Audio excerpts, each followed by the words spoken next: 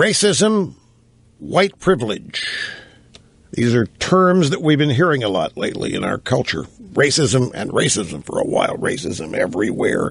Racism's to blame for this. Racism to blame for that. Racism describes the inherent nature of America. And now we're hearing about white privilege and how universities are teaching white students how to recognize white privilege and what it says negatively about them and how they are to deal with it and understand they should feel guilty about it and so forth. Well, it turns out, I have a story here from National Review Online.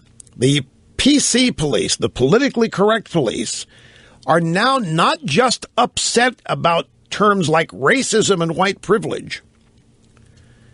They have now created something else to wring their hands over. Singlism and married privilege are the new kids on the PC correct block, politically correct block.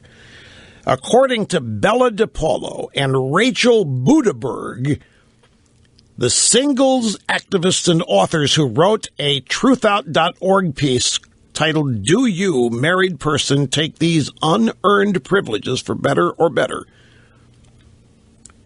They believe that there is discrimination against single people in America. And the discrimination against single people is such a huge problem that it is ruining our culture. It is jarring our culture.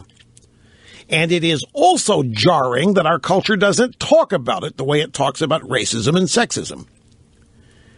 And this piece that they've written at truthout.org defines singlism as stereotyping, stigmatizing, and discrimination against people who are not married. They describe marital privilege as the unearned advantage that benefit those who are married, such as certain economic and tax benefits, and emotional privilege, where other people express happiness for people who marry, but pity for those who stay single. Now, I think, how does this stuff, seriously now, folks, these are serious people. They're nutcases, but they're sitting around and they've actually conjured this up, that singlism and married privilege are two new plagues on American culture. Now, how does this happen? So this kind of stuff fascinates me. It really does. Who are these people and where do they come up with this? And then why does the drive-by media glom onto it and then start reporting on this stuff? I predict you're going to be hearing about it.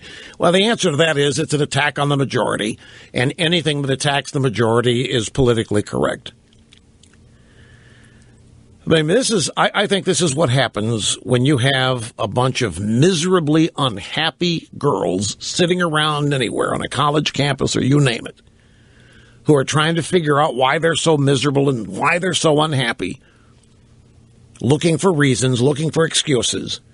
And they think about it and they think about it and they finally come up with the idea, we're single and we're discriminated against. We're not complete. And look at people who are married. Look at all the benefits they get. We single people, we pay the higher tax rate. We don't get the benefits when we go to the movies and all this. And they seriously are now mad about it. So they sit around with their German shepherds. Mostly German shepherds that they have. I've seen it in the airport in Humboldt County. I know what I'm talking about. They sit around with their German shepherds and they make up this kind of stuff to validate their sad lives. It's really kind of unfortunate. And all of this, I guarantee this comes from the classroom. It comes from feminism. It comes from all of these women's studies programs. And it just ruins any possible male-female relationship that these women are end up going to be. They're so bitter going into everything. A serious piece at truthout.org that defines singlism, like racism, stereotyping, stigmatizing, discriminating against people who are not married, as though it's some massive cultural problem that must receive immediate attention. Some of the points in this piece are laughable. There's a claim in this piece, for example, that it's so terrible, singlism and married privilege, so terrible that universities have women's studies, black studies, and queer studies programs but there aren't any singles studies programs in any university anywhere. And I'm not making that up. These women feel discriminated against because they can go to any class on women's studies, black studies, queer studies. That's her word, not mine. We'll call it gay studies. But there aren't any classes on single studies. And there aren't any classes on married privilege studies. And they are demanding them.